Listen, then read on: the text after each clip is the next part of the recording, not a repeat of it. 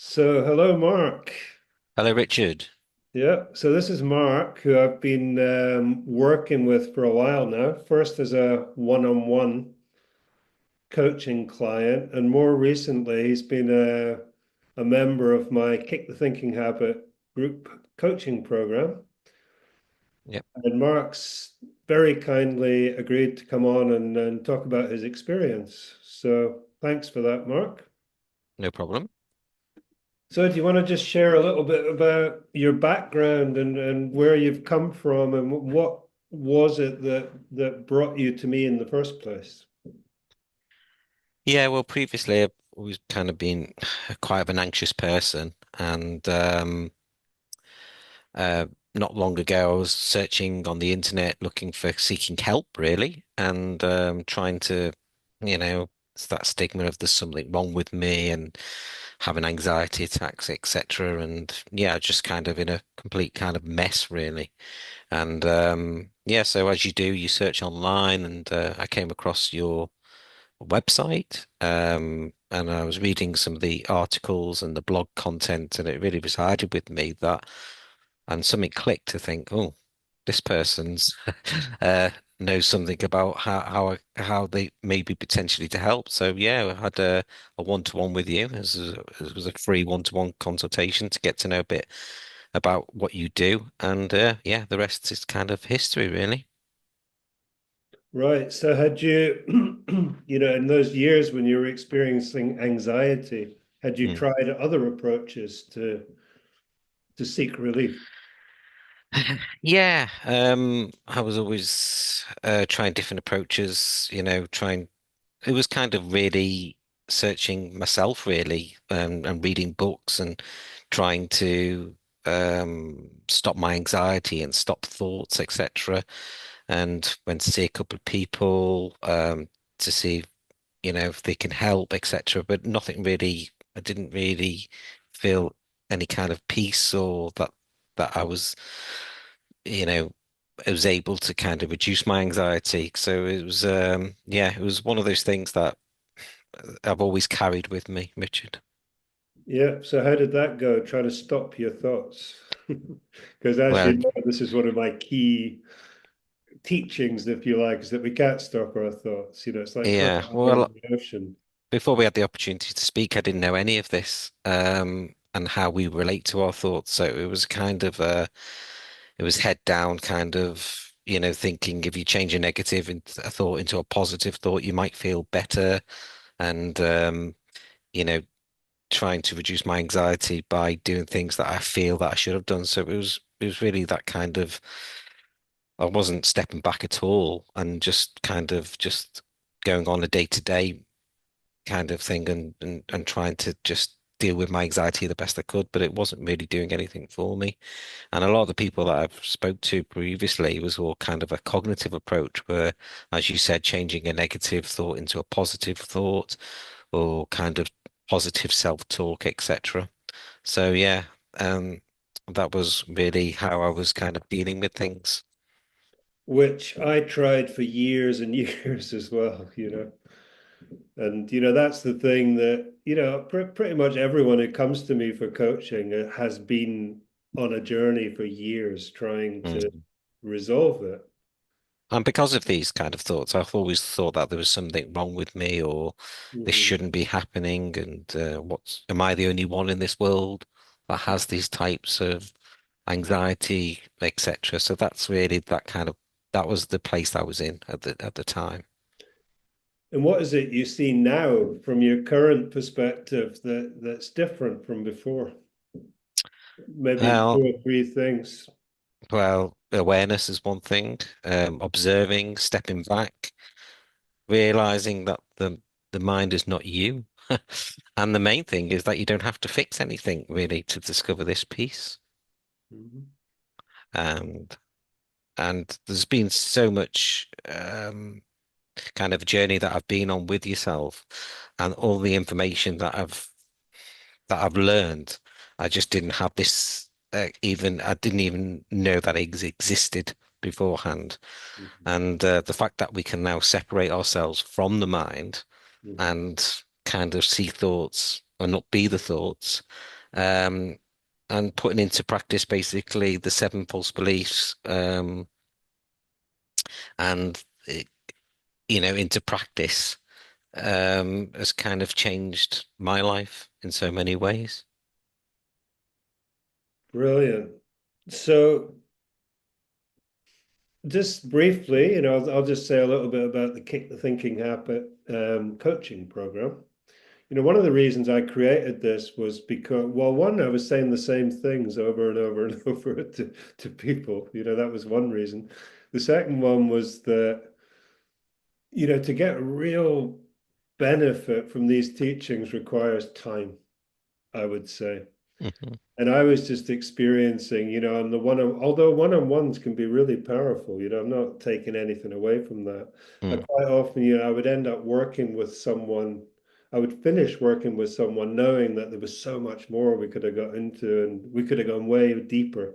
So from mm, my perspective, it really, I just love being able to work with people over a longer period of time. I was with my teacher for 15 years. Yeah. mm. So the group coaching program is a step-by-step roadmap where I've basically taken everything I've learned over the past 20, 30 years and put it into this program. Two live group coaching calls per week. And I'm offering for the first time one-on-one coaching as well, which strangely people are not really taking me up on. So yeah. So what's it like being part of this group coaching program, Mark? What would you say about that? How is it different being in a group from having one-on-ones?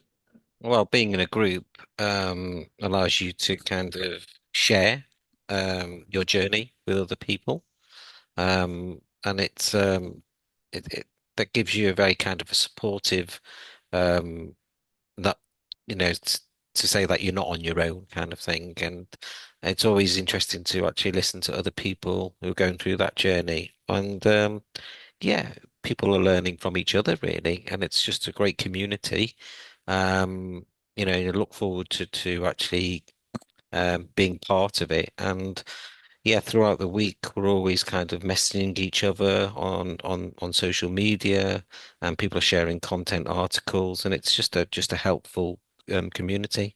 Because I think a lot of people, when they are going through a particular journey, if they're going through anxiety or they're looking for, if they have certain things that they need to address, think it's always very important to have the opportunity to share um, your journey with other people. I would agree 100% that, what they call Sangha in India is the spiritual community is really, can be really valuable, really supportive, really inspiring as well. Mm.